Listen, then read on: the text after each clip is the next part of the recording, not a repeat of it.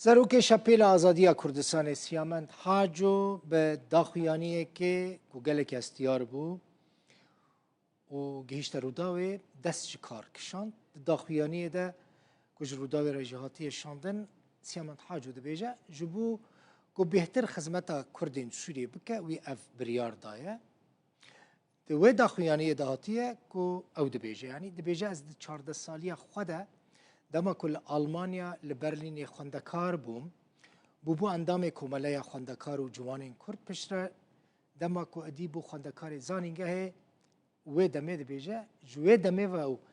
جبو کردستان خباته دکه داخویانی دریجه تشتکی یعنی جبو گلک کسان نچاوره کری بو کجنش که وسیامند حاجو دفج سروکتیا شپیل آزادی کردستانی بده سیامند حاجو سیاست مدار کرد جه آلمانیش برلینی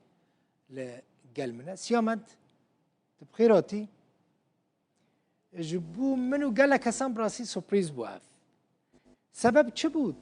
دست جه سروکتیا شپیل آزادی کردستانی بردا استیفا کرد شغلاش دلبخوین بانید به هرگام ده پارتی سیاسی یعنی پارتی علاقه کن جبوی بگنا ارمانجی خوا ارمانج تیت خدمت جملاتی خوره بکه و ت بگه به هوری که کو پارتیاتا وک پیوست نکاری خدمتی بکه و هدفك أساسية بارتيا جرك أو بغيري خدمتي جملتي خورا بكي خدمتي وك بارتيا كردي سوريش كردي سوري را بكي دويت هجمارك خلكي الدوراخو بدي حفتو وتبي بينيت ناق هذي أربانجي دويت بفكري سبب چيه وبراستي از 5 سالة سروكي شبيل آزادي كردستاني بوم و از گهم بهاری که وقتی که وقت پیوست امنیکارن خدمتی بکن وقت پیوست خلق خمانات فینی و دوی بپرسی هکه و صعبه سبب چیه بهاریام ده هکه پارتیک بیش و نچه دوی یک سروکاتیاوی دست پی بکن گلک بریارد شبیلا آزادی ده هات نستاندن از مسئولم برده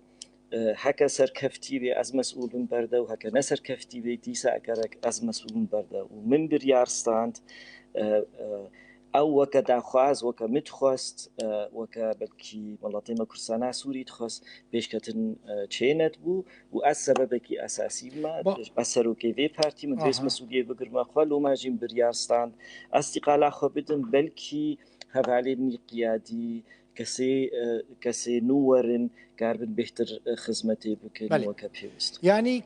که سیامند شپیل دمینه یعنی شپیل نای هلوشاندن بچوناتره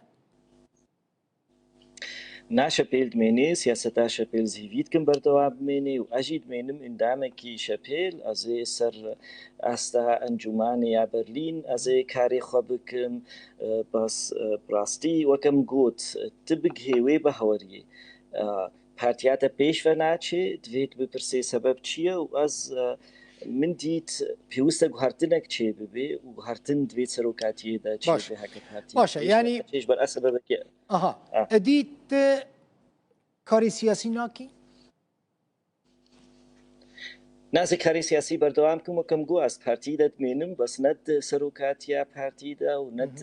حیاقیاتی دا از اندامه کی پارتیا خوما هکا پارتیام سرویر یه هری از بردوام مینم اندام هدف اساسی یا شبیلا آزادی کرسانی او بو خدمتش کردی سوری که بدنگ کردی سوری تزانی ایرود کرسانا سوری دا ده محوری اساسی هنا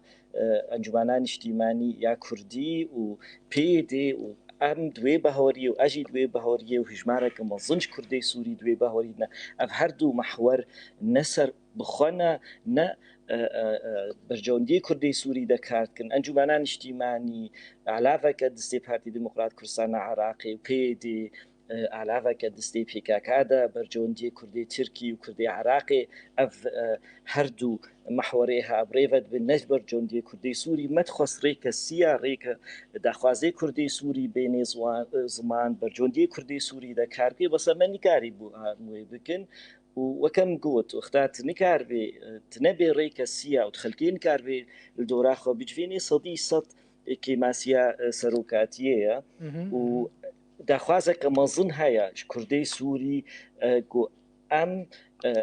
بريارام بكفي دستي مدى بست في كسكي دي في بارتي بريفا بي بلكي او سركفتي ترويش من كاكتيا ما تشتكيدن يعني بقاسيكم مستفهم كر اگر تن نزكي انا كسبي يانجي نزكي بايدبي بارتيا ك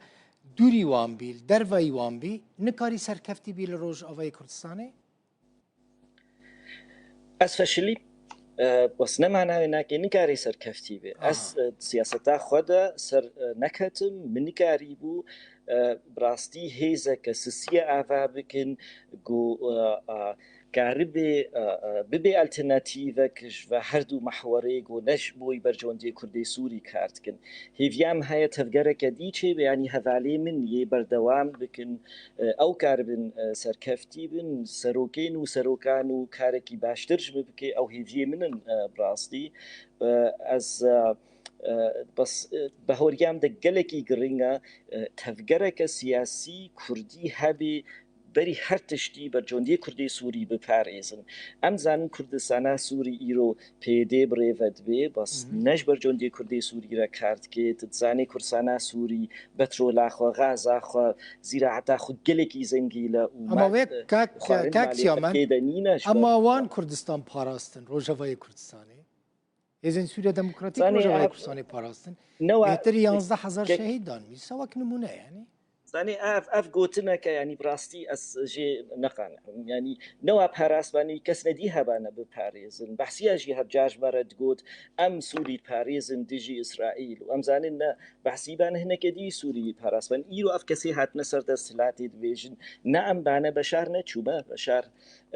هشت اف حزبي بحث هري لو ما تفي ام سوري بريفا بن اف شاشة يعني التناتيف هر جار هنا نەپێدێ بانەوی هێزەکە دی هەبانە کورسانە سووری بپارێزێ و مەسەلا ئەو هێزەکە دن دەرنەکەت مەسەلەت وردێ یعنی هێزەکە دن دەرنەکەت ئەو بوون المەیدانێ وسایە بەس نەدی ساژی معنای چێ نابێ ئەم نەخوازن دموکراتی هەبێ باشە کەکێت بخین ئەف کەسی ئیرۆ کورسانە سووری برێڤەت بن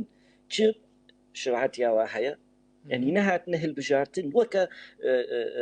وكا هي تحرير الشام بيتشاوا نهات نهل بجارتن هات نسر دستلاتي وبزوري سر دستلاتي دمينن باشا خديكي صلاة 2012 هذا اف اداره سر دستلاتي چما حتى هل بجارتن چينكن وامنو نريخو هل بجيرن اف مشكلة كجلكي مصنع نا بس بيش ولام بارسنا ما في واحد بريكا ديكتاتوري إدارة منطقة ما بريفا بن وريكا نديمقراطي وده شرعي سر دستهلاتي بن اف دوی ام پارتیکا کردی دوی حبی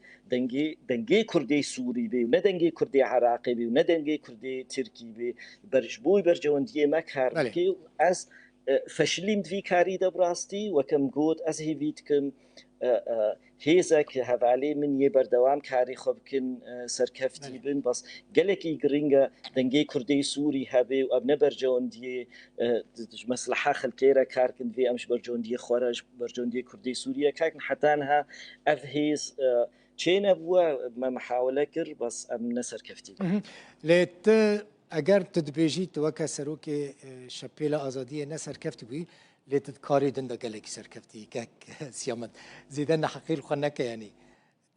duwarê dîplomasî de duwarê lêkolînan da navendeke mezin hûn birêve dibin pêwendiyên te li gel Ewropiyan li gel Amerîkan gelekî bixurtin yanî dîplomatekî başî ez vê bêjim yanî bira Kurd wiha bi rengekî din nebînin vê meselê şanda yanî te behsa hinek rexnekir rêveberiya xweser û aliyên diniyên siyasî kek siyamet lê نتیجه ده انجام ده شانده که کردی ها تا آوا کرنج بکو دست لگل شامه دست به دانوستاندن بکه افجی شکی باش بو نه؟ ولو يا صديقات بس ام سركفتي بانا وهردو آلي سركفتي بانا سياسة أخوده ويشرح حتى إيرو بارا رونشت بانش هيدا شعرا وأفشاند هاتية دمزراندن وشرح بارا ناخبه ومشكلة كما تفگەرا سیاسی کوردی سووری هەیە ئەس بەری پێرەکەی شامێ بووم و سەرۆکی ئەنجومانان نیشتیمانی زەمینارێک شامێدا تێدە دبێژێت بێ ئەم نەرێک بەرینە ئەم نەمەعارەدن ژێ نیزامێرە باشە هەکە تو ساڵ خۆمەی زێری بشکلەکە بڕاستی ئەف کەسی هاتنە سەر دەستلاتی اعترافی هەبووناتە ناکن اعترافی بتە ناکن حتانها وەشان دەکچێ کردە بهترێت تەفگەرا سیاسی کوردی تەمسیل کێ ئوبتەرە ناڕوونی و هێتت بێژێ ئەز نەمەعارەدم تنزان بێت چی تنکاری داخوازێ وڵەتی خۆشی دەست بخێ و ئەف مشکلەکە مەزنەیە تەفگەرامەی سیاسی وش عالیە دیڤە دانوستاندن بن دانوستاندن ئیدارێرت بن دانوستاندن قەسەدێرت بێت بەهۆریامدا گەرەکەکە مەزلوم عەفدی با دانوستاندنا بسەکنێنێ هەکە جدی بێ بڕاستیت خوازێ وێشان دێرە بن سیواناویدا ئەف شانداها هاتە چێکردن هەکە بخوازێ شاندێنە دانوستاندن چێبێ بنوونەرەی کوردی سووری دانوستاندن چێبێ گەرەکە هەموو دانوستاندنا بسەکنێنێ بێژێ فەرمۆ وانوونەرێمە هەنە هاتنت کۆنفەرەنسێکی گۆمە برێڤەت بن سیواناویدا